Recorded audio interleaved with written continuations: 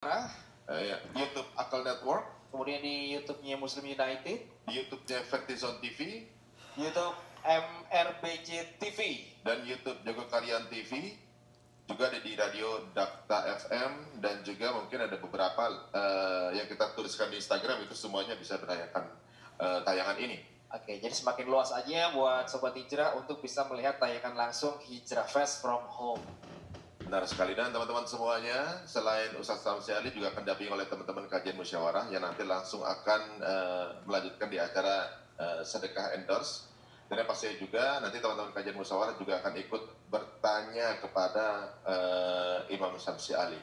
Tapi sebelum kita menyapa beliau, kita akan berikan sedikit gambaran mengenai siapa beliau. Belum lama saya wawancara beliau 2 minggu yang lalu, Masya Allah. Luar biasa, itu sampai hampir 500.000 orang yang menyaksikan dan memberikan respon sangat luar biasa. Dan ini sedikit gambaran mengenai perjuangan beliau di Amerika Serikat. Mari kita saksikan.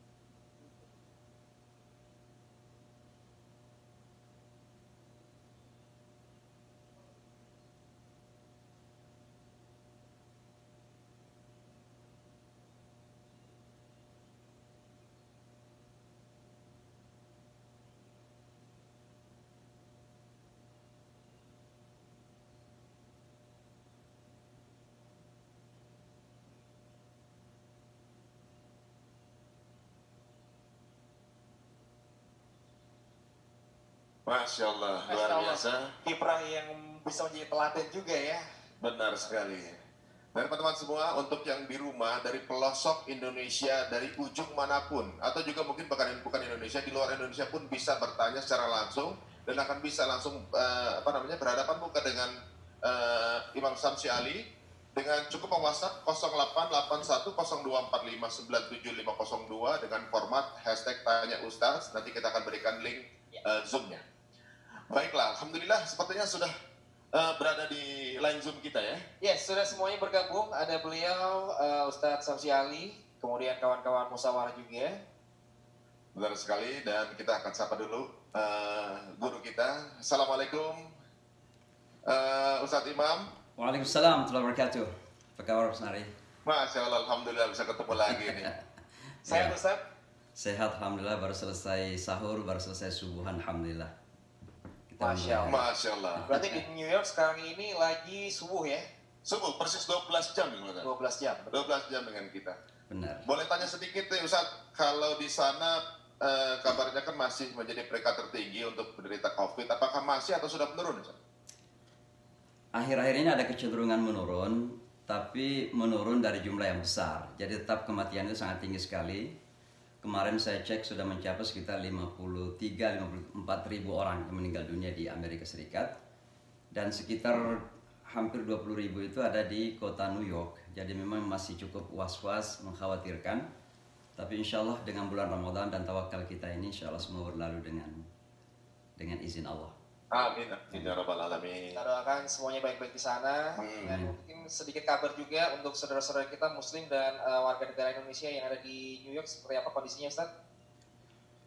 Ya, hingga saat ini ada sekitar 11 orang yang meninggal dunia karena COVID-19. Ada sekitar 10 orang yang di rumah sakit sekarang ini sedang dirawat. Dan ada beberapa orang yang juga masih melakukan self quarantine karena ada tanda-tanda COVID-19. Tapi alhamdulillah kita berusaha dengan maksimal mungkin membantu saudara kita yang dalam keadaan sakit. Juga pemerintah Amerika dan pemerintah kota New York khususnya memberikan perhatian yang cukup baik kepada warga kita. Di bulan Ramadan ini pemerintah kota New York menyiapkan makanan khusus halal sekitar 500 ribu ya setiap hari bagi mereka yang membutuhkan makanan karena dampak COVID-19 ini. Jadi insya Allah semua kita hadapi dengan sabar, dengan tawakal, dan mudah-mudahan sekali lagi dengan izin Allah akan berlalu segera. Amin. Masya Allah, amin ya rabbal alamin. Ustaz, untuk informasi bahwa kita juga di line Zoom ini ada teman-teman dari kajian musyawarah yang juga akan menyimak kajian dari Ustaz dan mungkin nanti juga akan memberikan pertanyaan. Dan untuk rekan-rekan di rumah, kita infokan bahwa Imam Syamsi Ali ini adalah sosok orang yang membangun pesantren pertama di Amerika. Jadi nanti juga jika ingin tahu lebih lanjut mengenai pesantren yang dibangun, bisa langsung connect ke Instagram beliau di Nusantara Foundation atau juga mungkin link yang akan kita bagikan di Instagram, gitu ya. Baiklah, sepertinya langsung aja waktu dan tempat kita berikan kepada guru kita. Tafadhol Ustaz. Tafadhol Ustaz. Baik, insyaallah. A'udzubillahi samii'il 'aliim minasyaitonir rajim. Bismillahirrahmanirrahim. Assalamualaikum warahmatullahi wabarakatuh. Innal hamdalillah wa syukrulillah. Wassalatu wassalamu ala Rasulillah wa hasbunallah wa ni'mal wakil. Ni'mal maula wa ni'mal nasir wa la haula wa la quwwata illa billah.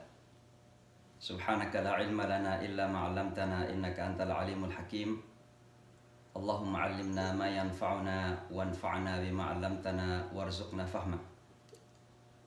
Terima kasih kepada teman-teman di Hijrah Fest. Mas Ari, terima kasih dapat kita ketemu kembali. Tentu kita pada pagi hari ini di waktu New York, malam sore hari di waktu Jakarta, Indonesia. Pertama-tama menyampaikan rasa syukur kita yang tak pernah henti-henti kepada Allah Subhanahu wa taala atas segala karunia, segala nikmat, segala kasih sayang, cinta Allah yang tiada terhenti untuk kita semua.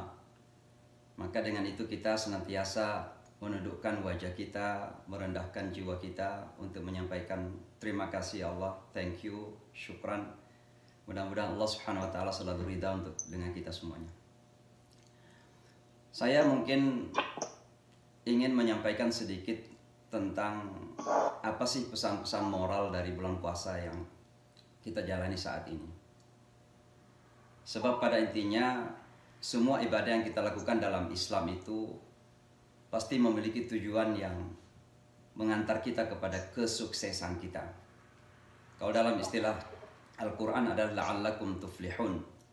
Mudah-mudahan kamu beruntung, mudah-mudahan kamu sukses, mudah-mudahan kamu jaya. Maka kata al-falah itu menjadi substansi dari segala peribadatan, ubudiyah yang kita lakukan dalam hidup kita. Nah, kalau kita berbicara tentang kesuksesan ini, tentu ada dua level yang harus kita ingat.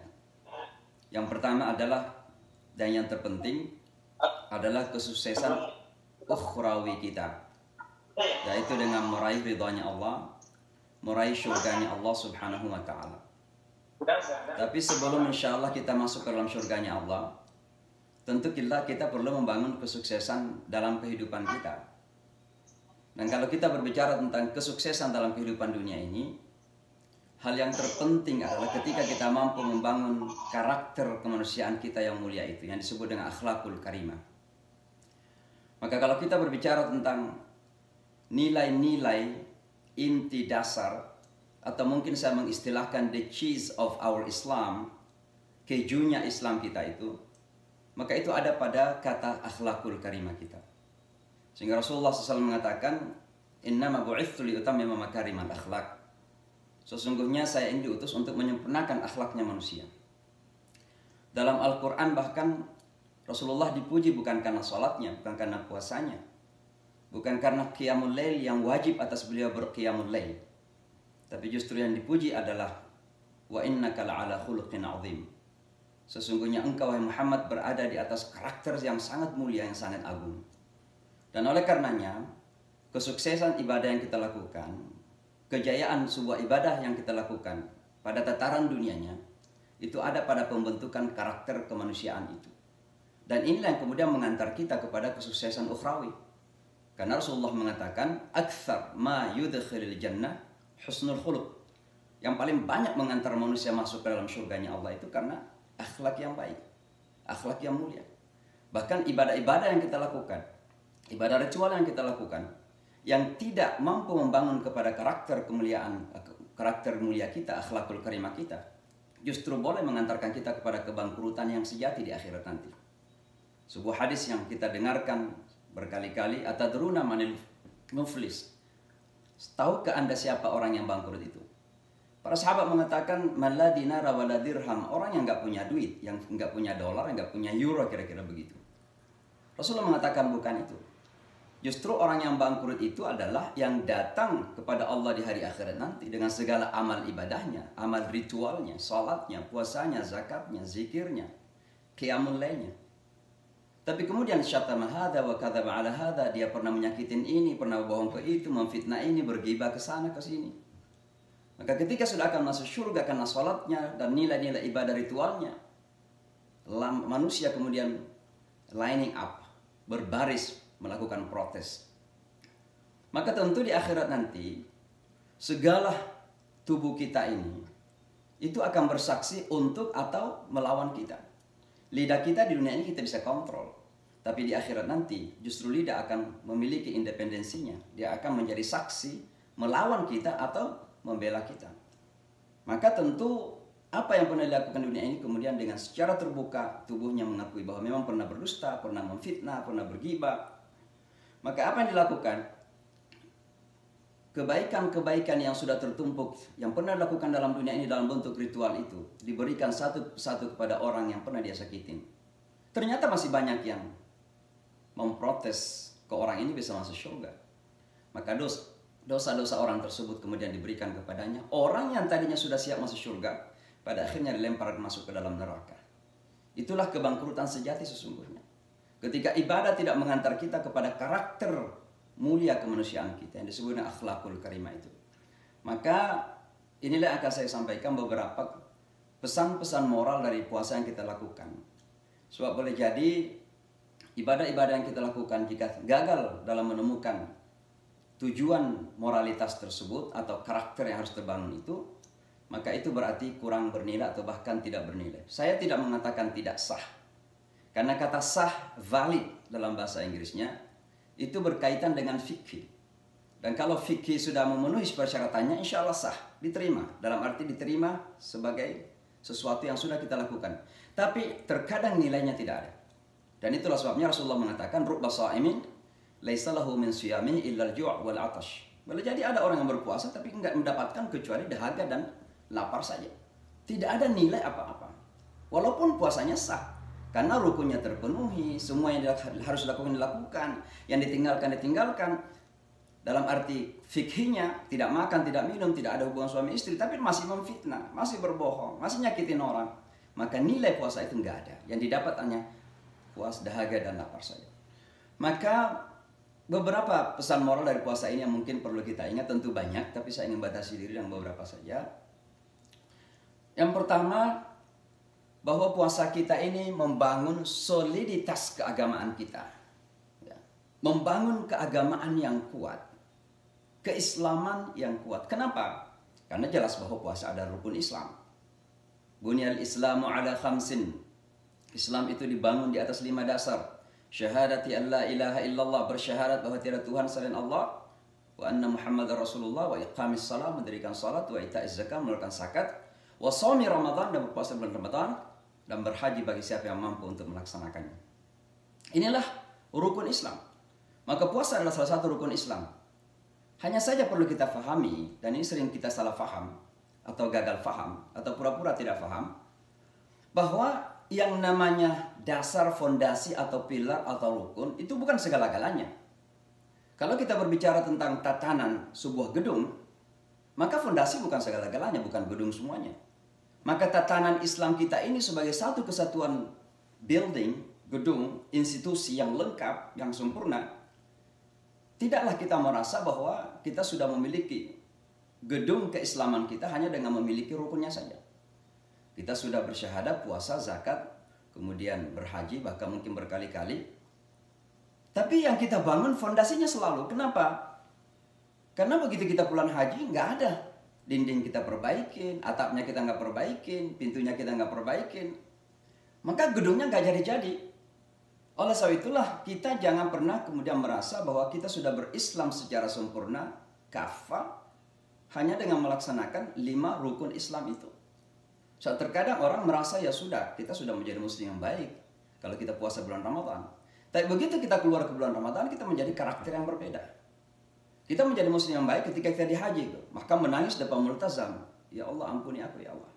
Begitu pulang jadi korupsi lagi. Loh, ini kan gedung Islam ini satu kesatuan.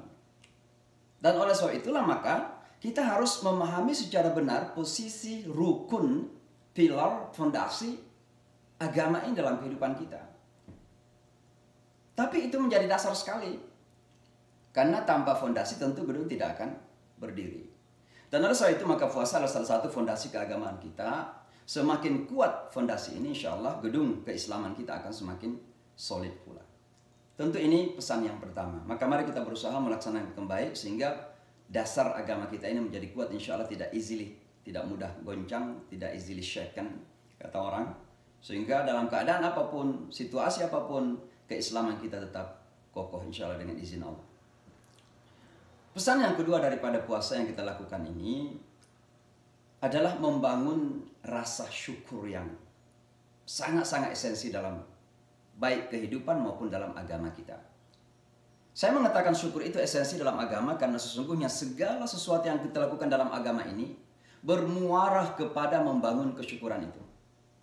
Jangan kita pernah menyangka bahwa kita sholat itu karena kita imannya kuat dan merasa bahwa kita imannya kuat. Jangan sholat karena merasa bahwa hanya itu kewajiban. Yes, itu kewajiban. Sesuatu yang harus kita lakukan. Jangan juga merasa bahwa untuk memenuhi kebutuhan spiritualitas kita, haja ruhiyah kita, kebutuhan rohani kita. Memang penting. Sebab banyak orang yang begitu sehat secara fisik tapi mati secara rohani. Maka dia menjadi mati suri. Maka sholat adalah makanan ruh yang terbaik. Tapi yang terpenting daripada tujuan puasa kita, sholat kita adalah bagaimana kita menyampaikan rasa rendah hati kita kepada Allah untuk mengakui segala kenikmatan yang Allah berikan. Maka kita mengatakan, ya Allah terima kasih. Sholat adalah bentuk kesyukuran kita kepada Allah. Dan semua ibadah termasuk puasa yang kita lakukan adalah bentuk kesyukuran kita kepada Allah Subhanahu wa ta'ala. Sehingga pada ayat 185 di surah Al-Baqarah itu dikatakan, walitukmilul iddah walitukabbirullaha ala ma hadakum wala'allakum tashkurun. Sempurnakan bilangan puasa itu 29 atau 30 hari tergantung bulannya. Lalu walitukabbirullah, agungkan Allah. Lalu wala'allakum tashkurun, agar kamu bisa membangun kesyukuran. Nah, kesyukuran ini menjadi esensi iman kita karena syukur itu esensinya adalah pengakuan akan kemahamutlakan Allah dalam hidup kita. Allah yang mengendalikan segala-gala kehidupan kita ini. Allah yang memberikan kepada kita dan Allah bisa mengambil dari kita. Tu'til mulka man tasya' wa tanzi'ul mulka mimman tasya' wa tu'izzu man tasya' wa tudhillu man tasya'. Semua ada di tangan Allah Subhanahu wa taala. Dan kalau kita menyadari seperti ini secara mendasar, maka berarti kita rendah hati dan itulah bentuk kesyukuran kita kepada Allah Subhanahu wa taala. Orang yang sadar hidupnya berada dalam genggaman Allah seperti ini, maka dia memiliki hidup yang solid. Kehidupan yang kokoh, tidak mudah goyah, tidak mudah goncang. Ketika dia senang, nggak lupa diri. Ketika dia tidak senang, dia nggak perlu kehilangan kehormatan, hilang dignity atau izzah. Ya. Itulah orang yang memiliki rasa syukur. Nah tentu kesyukuran ini juga menjadikan kita positive thinking. Kenapa? Segala sesuatu yang terjadi di hadapan mata kita, kalau sudah menjadi realita, fakta, maka tentu kita yakin dari perspektif iman kita itu bagian dari qadarullah, bagian dari takdir Allah Subhanahu wa taala.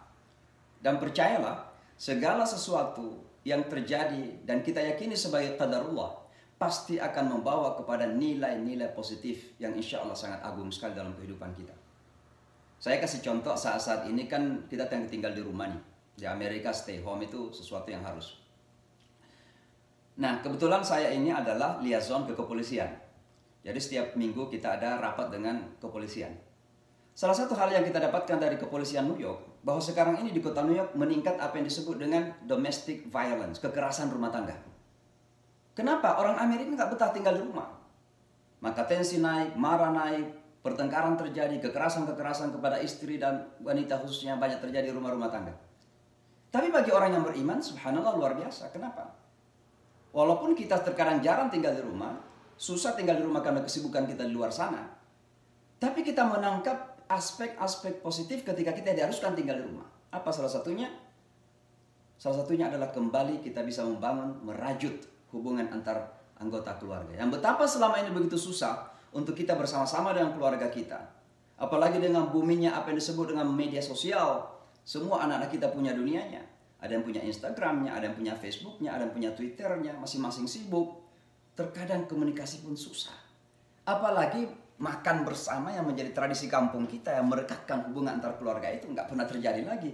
Maka kita tangkap nilai positif daripada tinggal di rumah. Itulah orang yang bersyukur. Menangkap segala peluang yang ada pada setiap kesempatan. Dalam keadaan bagaimanapun juga. Kesyukuran kita membangun positive thinking.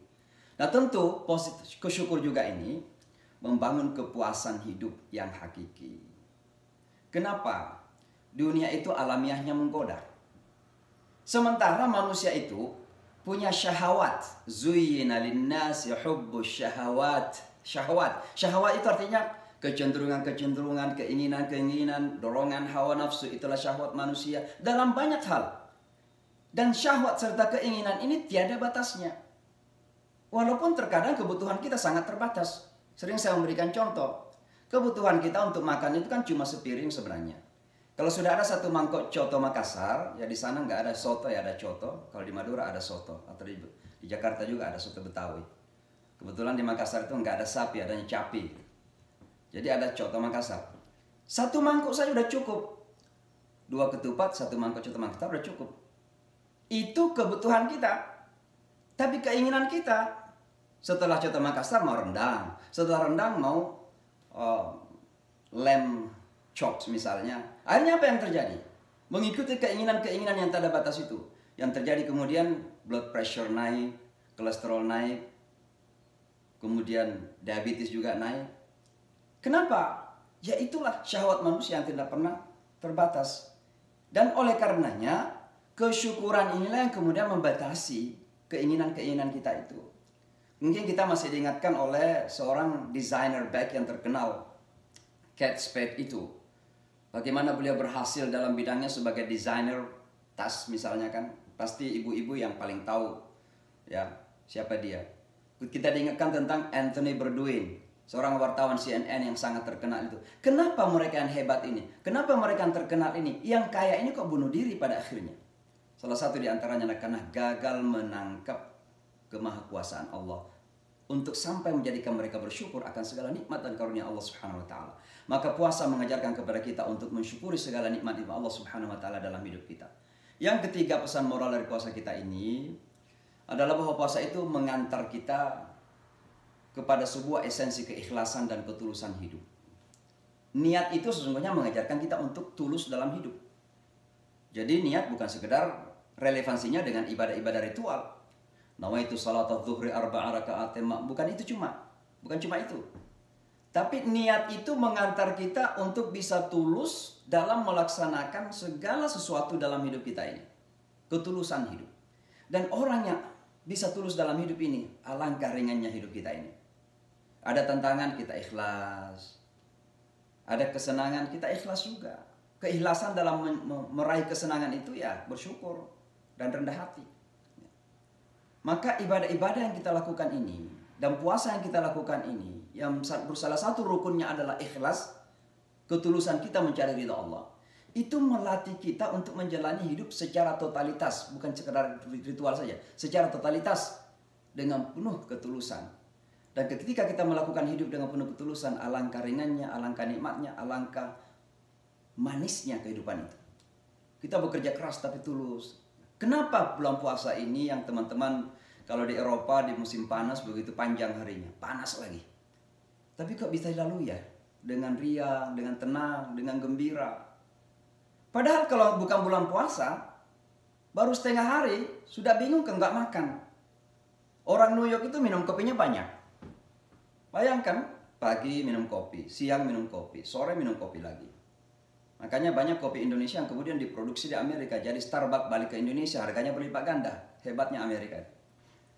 Nah, tapi ketika bulan Ramadan, alhamdulillah kita mampu tidak minum kopi. Kalau di luar bulan Ramadan, kita nggak minum kopi, sakit kepala. Kenapa? Ada nilai ketulusan. Dan kita lalui semua itu dengan keikhlasan.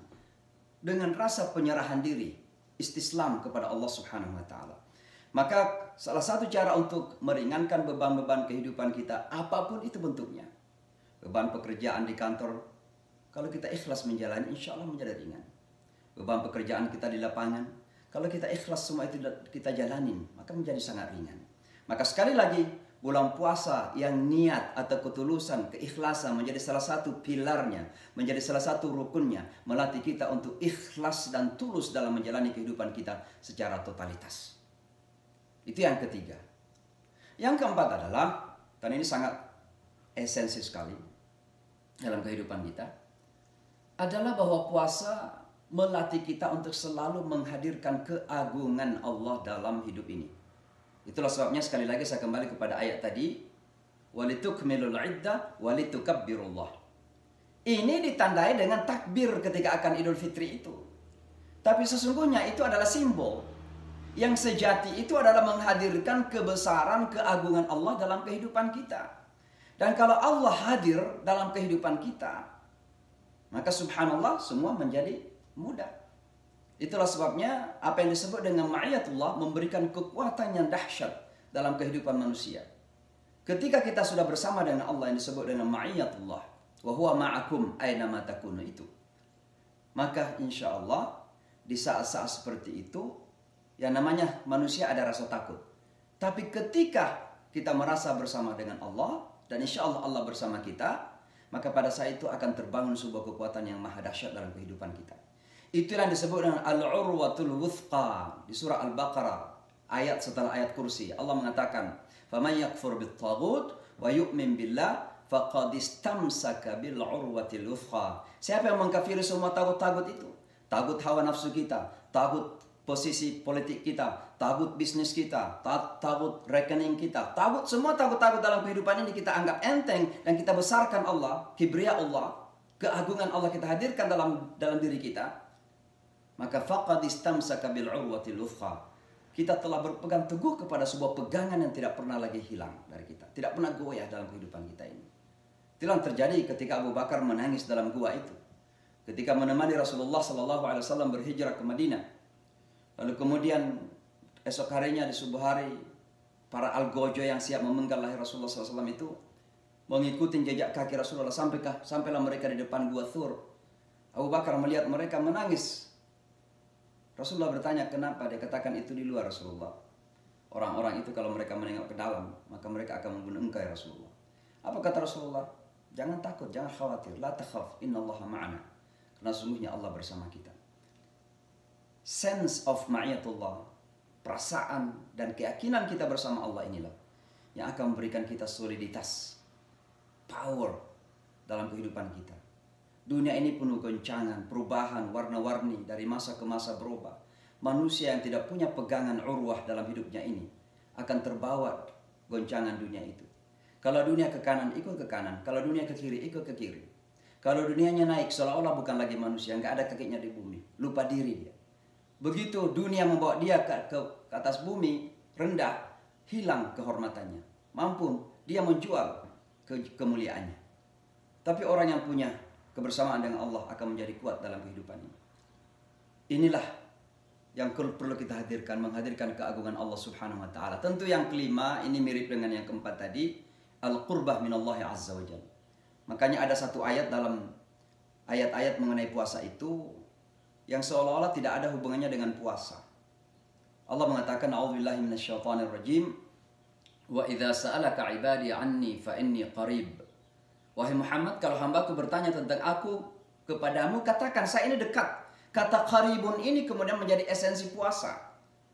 Bahwa dalam puasa ini we are struggling, kita berjuang untuk semakin mendekatkan diri kita kepada Allah Subhanahu wa taala.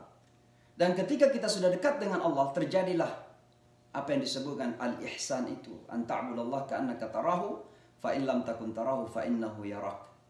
Kedekatan kita kepada Allah akan membangun sebuah ikatan batin yang luar biasa. Maka kita mulai salat Allahu Akbar, seolah-olah kita sedang berhadapan dengan Allah dan menyampaikan rasa hormat kita kepada Allah, mengagungkan Allah yang ada di hadapan mata kita itu.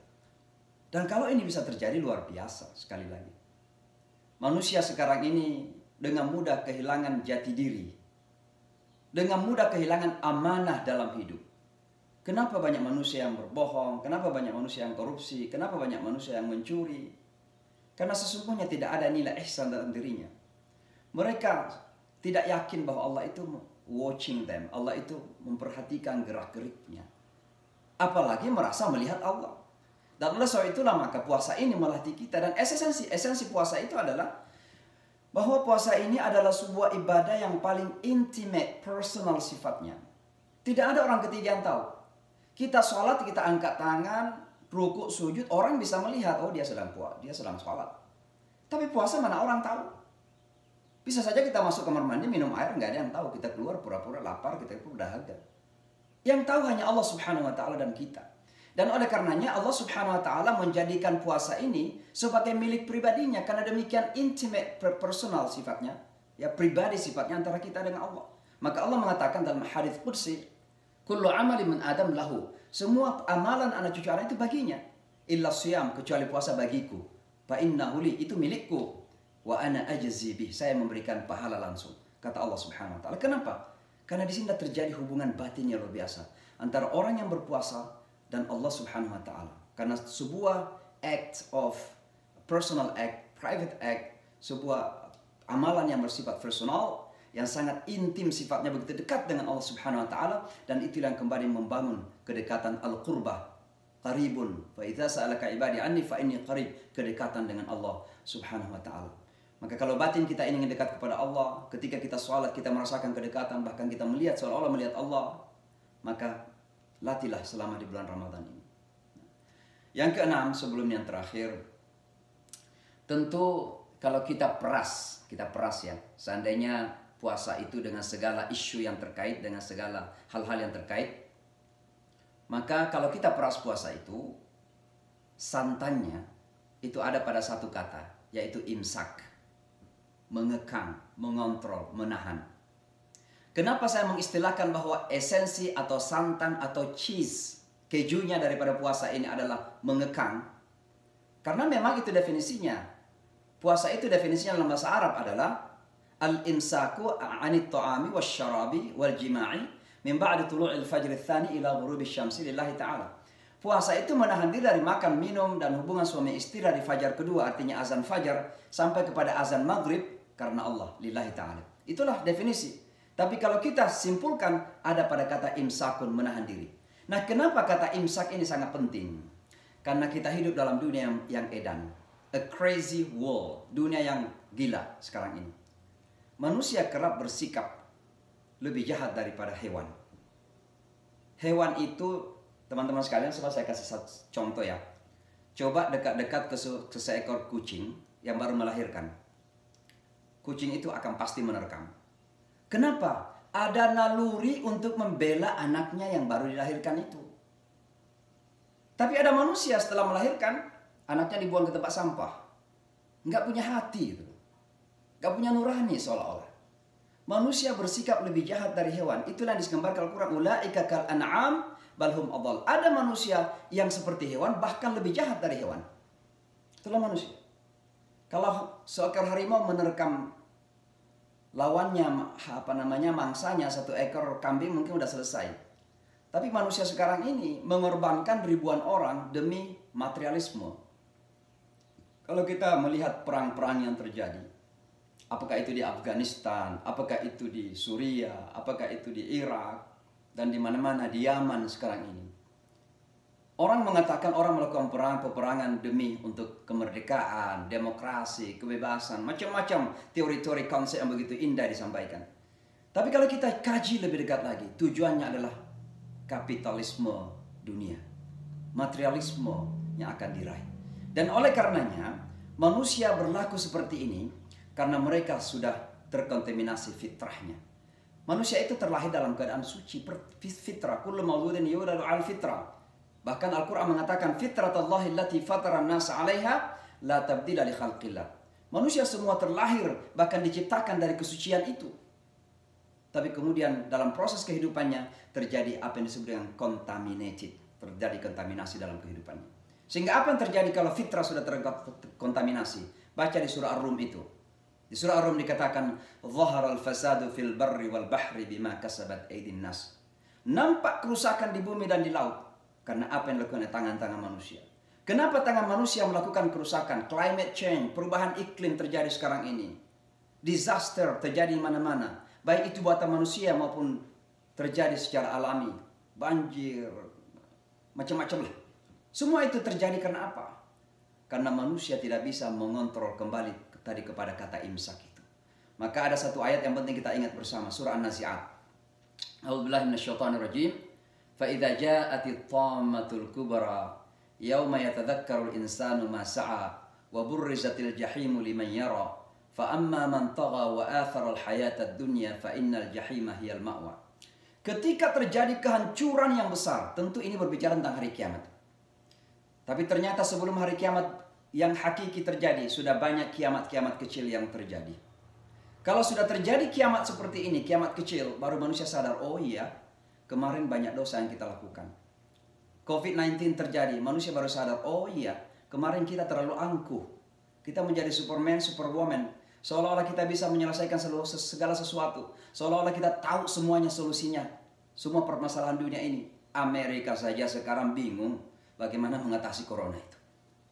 Itulah sebabnya dari masa ke masa Allah mengirimkan musibah bala. Untuk apa? Agar manusia la'allahum yatadarra'un. Agar mereka humble enough. Agar mereka bisa rendah hati. Maka sekali lagi kadang manusia sadar bahwa mereka melakukan kesalahan ketika sudah terjadi kerusakan itu. Nah, apa kemudian Al-Quran katakan dalam menyikapi kesadaran bahwa mereka melakukan kerusakan ini ada dua. Amma man tagha, ada yang tughyan, ada yang cenderung melampaui batas. Kenapa melampaui batas? Wa atharal hayatad dunya, karena terlalu cinta kepada kehidupan dunia ini. Itulah materialisme. Peperangan terjadi bukan karena demokrasi, bukan karena kebebasan, bukan karena membebaskan orang, bukan. Tapi karena persaingan duniawi. Rusia dan Amerika bersaing untuk memposisikan diri di Timur Tengah demi kekayaan minyak yang ada di Timur Tengah itu. Ini yang kita kenal. Semua itu materialisme, kapitalisme sesungguhnya. Itulah yang disebut kecintaan dunia yang berlebihan. Cinta dunia itu wajar. Ya, saya katakan wajar karena itu kan manusiawi sifatnya. Orang cinta kepada istrinya, orang cinta kepada anaknya, orang cinta kepada harta bendanya. That is fine. Tapi jangan radikal, jangan ekstrim. Karena ekstrim itu membawa kepada kehancuran. Maka yang namanya radikalisme itu jangan agama saja yang dituduh. Orang kok radikal juga kepada cinta dunia. Bahkan kadang ada orang nuduh para ulama itu radikal. Nuduh orang Islam itu radikal. Karena mereka itu terlalu cinta dunia. Mereka radikal dalam mencintai dunia. Maka sekali lagi Al-Quran mengatakan, فَأَمَّا مَنْ طَغَى وَآثَرَ الْحَيَاةَ الدُّنْيَا فَإِنَّ الْجَحِيمَ هِيَ الْمَأْوَى. Maka jahannamlah ujungnya. hasilnya akan mendapatkan jahanam. Maka beragam jahanam yang terjadi dalam kehidupan manusia ini karena kita melampaui batas, karena terlalu mencintai dunia ini. Itulah sebabnya Al-Quran melanjutkan, wa amma man khafa maqama rabbih, maka barang siapa yang takut kepada kebesaran Tuhannya, wa nahan nafsa, inilah esensi puasa, wa nahan nafsa anil hawa, dan menahan diri dari desire hawa nafsu ini. Itulah imsak ini. Maka sekali lagi, kita tidak bisa menyelesaikan ragam jahanam-jahanam dunia sekarang ini, ragam kerusakan yang terjadi dalam kehidupan kita sekarang ini, kecuali kalau esensi puasa menahan diri ini bisa kita tegakkan dalam kehidupan kita. Maka mudah-mudahan imsak bukan sekedar menahan makan dan minum, tapi yang terpenting adalah kita mampu mengontrol kecenderungan hawa nafsu kita yang kadang tiada ujung, tiada batas, berlebih-lebihan itu. Nah tentu yang terakhir sekali adalah bahwa puasa mengajarkan kepada kita hududun, ada batas-batas kehidupan ini. Bahwa selama kita hidup duniawi dan kita adalah manusia, maka kita terbatas. Dan ada batas-batas yang telah ditetapkan oleh yang menciptakan kita. Yang tidak terbatas itu hanya satu dalam kehidupan kita. Hanya Allah subhanahu wa ta'ala. Allah yang tidak punya batas. Tidak punya batas ilmu, tidak punya batas kekuatan. Allah tidak tiada batas. Tapi selama kita ini adalah makhluk, pasti kita memiliki batas-batas. Itulah sebabnya Allah mengatakan di surah Al-Baqarah tentang puasa 185, 87, tilka hududullahi fala ta'taduha. Itulah batasan-batasan yang Allah tetapkan, jangan lampaui. Maka puasa mengajarkan kita untuk menjaga batas-batas Allah Subhanahu wa taala. Ini sangat penting sekali karena konsep liberalisme telah banyak merancuni manusia dan sangat berbahaya sekali. Liberalisme itu artinya bebas tanpa batas. Padahal dalam dunia ini mana yang tidak ada batas? Maka kalau ada orang yang merasa bebas tanpa batas, maka dia sudah menuhankan dirinya. Karena yang tidak terbatas itu hanya Allah Subhanahu wa taala. Ini ada satu joke ini, tapi ini benar-benar terjadi. Ada seseorang yang pernah mengatakan begini, saya melihat bahwa Nabi Muhammad itu liberal. Saya kemudian menjawab, ini di Twitter. Saya kemudian merespon.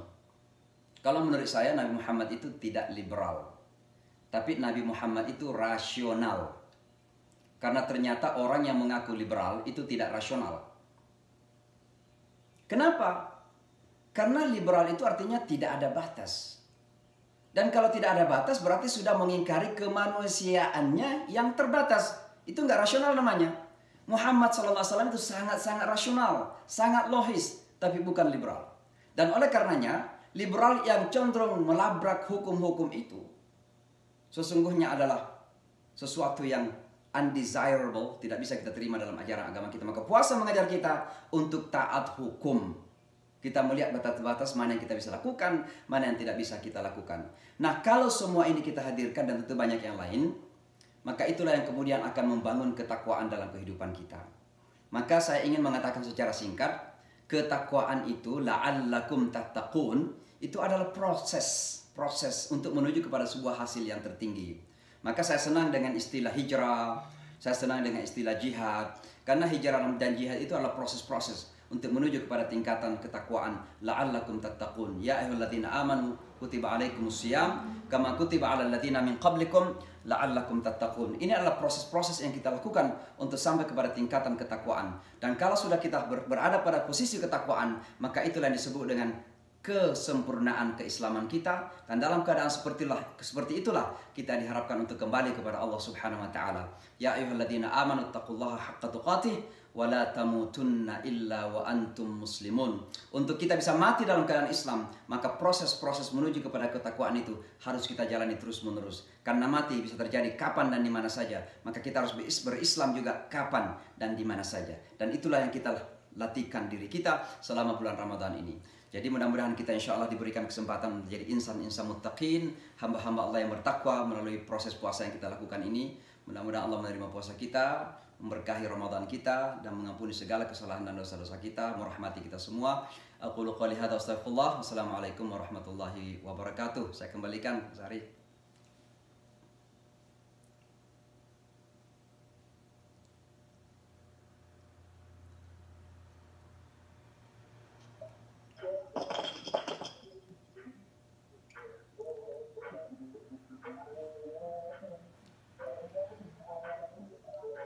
Suaranya kurang.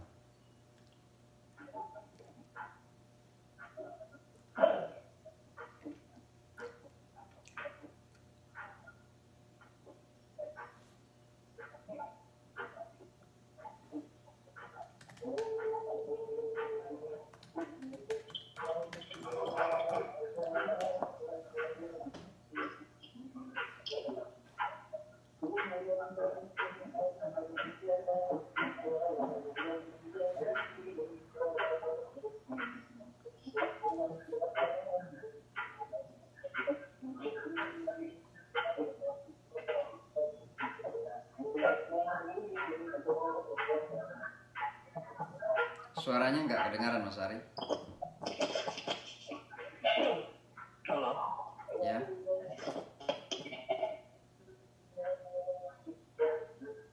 Assalamualaikum. Wassalam. Suaranya nggak kedengaran dari Mas Ari ya?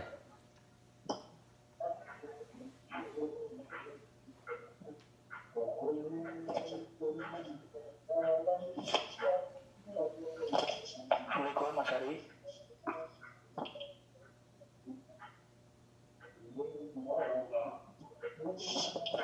Oke, Mas Ridwan boleh langsung ke pertanyaannya, Mas Langsung Ridwan? pertanyaannya, Mas. Langsung lihat ke Zoom-nya aja. Mas Lihat ke Ridwan. Zoom-nya, jangan ke YouTube-nya. Ya, Assalamualaikum Pak Ustadz. Waalaikumsalam warahmatullahi wabarakatuh.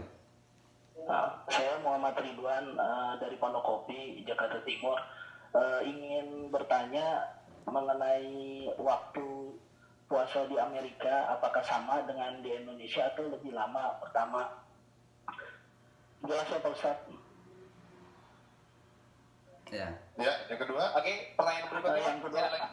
ya, yang kedua itu saya kan sering lihat di YouTube mengenai tempat ibadah di Amerika yang ya tempat ibadah agama lain yang di Amerika yang dijadikan masjid. Itu apakah benar informasi yang di YouTube itu? Dan kemudian kondisi umat Islam yang khususnya mu'alaf dalam kondisi bulan Ramadan dengan adanya wabah itu seperti apa Ustadz? Mohon informasinya. Ya baik. Ya, terima kasih Mas Ridwan. Fadl, Ustadz, jadi pertanyaannya mengenai perbedaan waktu sama? Betul. Sama yang kedua adalah bagaimana kondisi tempat ibadah dan mu'alaf di Amerika terkait dengan wabah ini. Baik. Jadi mengenai waktu berpuasa ya, karena kita di sini ada 4 musim, maka panjang pendeknya tergantung musimnya. Kalau lagi musim panas ya panjang banget. Kalau lagi musim dingin ya cukup pendek, bisa kurang dari 12 jam, lebih pendek dari Indonesia. Tapi kalau lagi musim panas bisa mencapai sekitar 18-17 jam setengah atau lebih. Ya, jadi tergantung musim sebenarnya. Sekarang ini sahurnya subuhnya jam 4.30 pagi subuh dan berbuka puasa sekitar jam 7.42. Saya nggak tahu berapa jam itu. Jadi lebih panjang lah dari Indonesia. Itu kalau itu yang ditanyakan ya.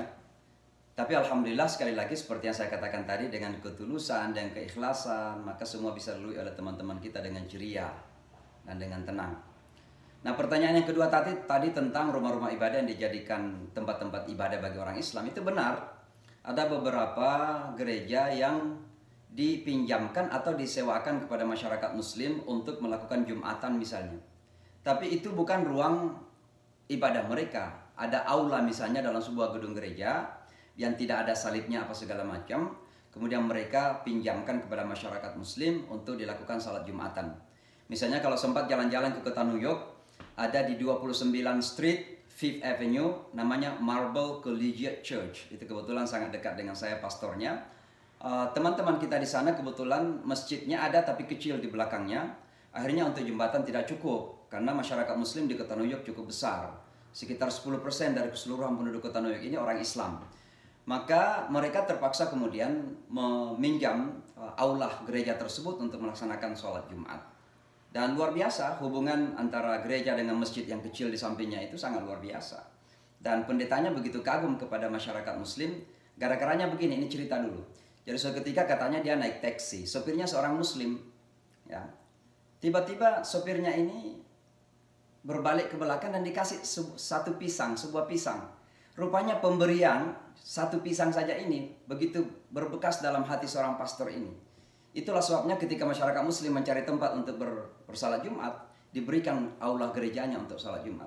Dan itu memang ada beberapa di Washington DC, di New York ada beberapa tempat, dan di Chicago juga ada beberapa tempat. Kita meminjam atau menyewa gedung gereja untuk dijadikan tempat ibadah. Karena terkadang tempat kita tidak cukup atau memang belum ada, padahal ada beberapa masyarakat muslim yang ada di sekitar gereja tersebut. Dan itu bukan masalah ya, selama memang kita sadar bahwa kita menyembah kepada Allah dan tidak ada patung-patung di sekitarnya.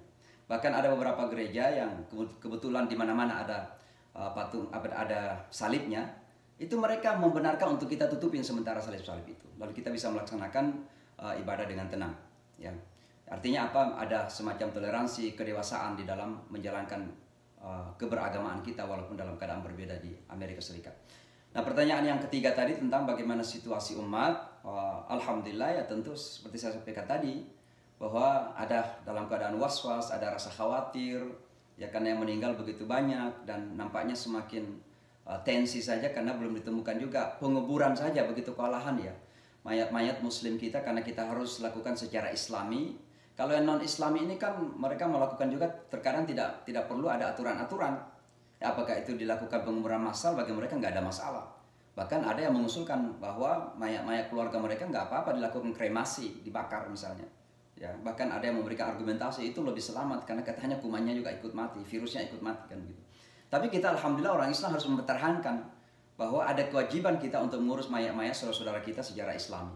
Sehingga memang di funeral home, tempat-tempat pengurusan mayat itu memang bertumpuk mayat-mayat Islam. Dan ini juga menjadi salah satu permasalahan yang kita hadapi. Rumah-rumah sakit memang penuh, maka banyak teman-teman muslim kita sudah ada tanda-tanda corona atau covid itu justru memilih untuk tidak datang ke rumah-rumah sakit karena memang penuh. Jadi ya saya kira doanya saja mudah-mudahan semua ini bisa kita lalui. Kalau ditanya tentang bagaimana dakwah selama corona ini, ya ini motto yang selalu saya sampaikan. Di mana ada tentangan, di situ ada peluang. Maka ketika terjadi COVID-19 ini ternyata membuka pintu dakwah yang sangat luar biasa. Bagaimana Rasulullah menangani kalau ada wabah seperti ini? Kita familiarkan, kita populerkan di mana-mana. Maka di Chicago dan beberapa kota ada iklan-iklan itu tentang Nabi Muhammad menghadapi wabah seperti ini. Bagaimana agar kita bisa melakukan karantin. Kalau ada wabah dalam satu kota jangan keluar. Kalau ada wabah di suatu tempat jangan ke sana. Itu kan karantina yang dikenal sekarang ini. Kan itu sunnah Rasulullah SAW. Bagaimana mencuci tangan dengan wudhu kita dan seterusnya. Maka ada peluang-peluang dakwah yang terjadi. Bukan cuma itu. Sekarang ini umat Islam berada di garda terdepan untuk membantu mereka-mereka yang kesusahan. Umat Islam memasak makanan dibawa ke rumah sakit, alhamdulillah. Umat Islam kemudian dengan sukarela membeli bahan-bahan pokok makanan, kemudian diumumkan siapa yang membutuhkan diantarkan ke depan pintunya. Alhamdulillah kita lakukan juga. Jadi ini semua adalah cara-cara kita untuk menyampaikan Islam, mendakwahkan Islam. Karena sekali lagi dakwah bukan sekedar ceramah, tapi yang terpenting adalah bagaimana kita menunjukkan bahwa Islam itu adalah kontribusi nyata dalam kehidupan manusia. Dan itu yang kita lakukan sekarang. Wallahu a'lam bishawab. Masya Allah. Ya. Kembali lagi ya, Islam adalah solusi ya. Benar. Semestinya memang waktunya lebih panjang ya sama Ustaz. Betul. Sepertinya hanya tinggal satu pertanyaan nih. Iya. Dan ini kita kasih ke teman-teman musyawarah ya. Apa kira-kira ini? Ya. Dari mana? Bro Dude atau Bro Wisnu? Atau Bro Denny? Bro Dimas? Siapa yang bertanya? Silakan satu pertanyaan sebelum. Ya, silakan Bro Dude. Bismillahirrahmanirrahim. Assalamualaikum warahmatullahi wabarakatuh. Ustaz. Assalamualaikum warahmatullahi wabarakatuh. Ali. Kabar, student. Alhamdulillah, Ustaz baik. Ustaz, saya mau tanya, tadi kan di awal itu dijelaskan pesantren yang Ustaz sekarang sedang bangun yang pertama di Amerika, Ustaz. Masya Allah, ini membuat semangat kita semua nih, Ustaz, bahwa Ustaz membawa semangat dakwah ini sampai ke Amerika dan membuat pesantren pertama.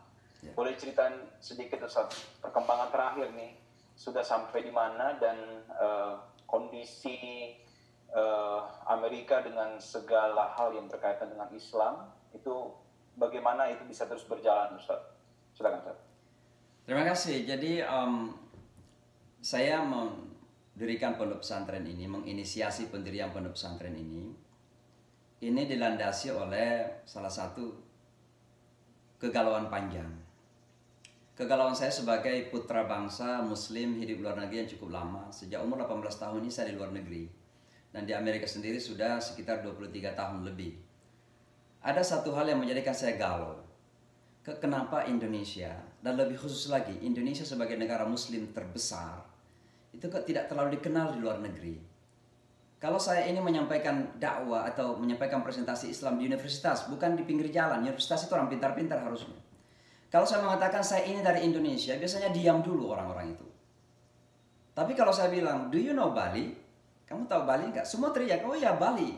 Kalau Indonesia bagian dari Bali atau sampingnya Bali. Gitu. Kenapa Indonesia nggak terlalu dikenal? Kalau saya mengatakan saya ini mewakili negara Muslim terbesar dunia. Oh kamu dari Mesir ya? Kok ada orang kerdil sebesar dari Mesir? Gitu. Ya kan? atau minimal dari Saudi. Saya mengatakan enggak, yang terbesar itu ada di Asia Tenggara. Mereka mengatakan, oh are you from Malaysia? Kok Malaysia lebih terkenal besar Islamnya daripada Indonesia? Maka saya cukup galau dengan semua itu. Maka sekitar 4 tahun, 5 tahun yang lalu saya mendirikan Yayasan Nusantara Foundation. Sengaja saya memberikan kata Nusantara. Saya tidak menamai Indonesian Foundation supaya tidak menyaingi kedutaan-kedutaan. Jadi Nusantara Foundation. Lalu waktu itu belum terfikir mendirikan pesantren. Yang waktu itu terfikir adalah mendirikan Mu'alaf Center. Karena banyak murid-murid saya Mu'alaf, alhamdulillah, banyak sekali yang masuk Islam sejak 9/11. Maka saya ingin mereka punya center sendiri. Karena terkadang Mu'alaf ini kalau ke masjid merasa malu-malu gitu. Ada gap antara imigran dengan mereka yang Mu'alaf. Ya, imigran juga terkadang setengah hati menerima mereka. Apalagi kalau Mu'alaf putih disangka FBI. Gitu. Ya, jadi terkadang susah lah. Maka saya ingin mendirikan Mu'alaf Center. Tapi ternyata 2 tahun, 3 tahun kita berjuang. Bahkan waktu itu saya kerjasama dengan Dompet Duafa juga. Ingin mendirikan Mu'alaf ini nggak jadi-jadi. Nggak jadi-jadi, uangnya nggak terkumpul. Sampai sekitar 2 tahun yang lalu, tiba-tiba ada mengatakan itu ada lokasi mau dijual. Saya datang melihat lokasi itu. Ternyata luar biasa luasnya, 7,5 hektar. Dan within our reach, artinya memungkinkan lah untuk kita beli. Uangnya belum ada ketika itu. Tapi saya langsung mengatakan, yes, saya akan beli. Ya pokoknya tawakal saja. Akhirnya saya pulang ke Indonesia. Saya ini salah satu kekurangan saya nggak bisa minta. Jadi saya hanya ngomong kepada orang, oh saya mau mendirikan pesantren di Amerika, ada lokasi yang mau dijual. Tapi nggak pernah mengatakan tolong dibantu, nggak pernah. Sampai 2 hari lagi sebelum saya pulang ke Amerika, ada nelpon. Ustadz katanya mau beli properti untuk jadikan pesantren. Iya. Berapa perlunya? Saya sampaikan harganya sekian. Apa langsung dibeli secara, saya katakan uang muka saja sekitar 30%. Alhamdulillah dengan izin Allah ada yang memberikan uang mukanya. Maka langsung saya beli. Lalu selama 2 tahun ini kita lunaskan dan sebenarnya 4 bulan lagi untuk lunas. Ya seharusnya April ini udah lunas. Tapi karena corona ya terhambat juga gara-gara corona ini. Jadi artinya apa? Kita sudah miliki lokasinya 7,5 hektar, ada beberapa gedung sudah kita renovasi. Dan itulah sebabnya saya melakukan fundraising di Indonesia. Kenapa di Indonesia? Karena saya ingin menjadikan ini sebagai trademark Indonesia. Ini adalah sumbangan Indonesia dalam perjuangan dakwah global kita.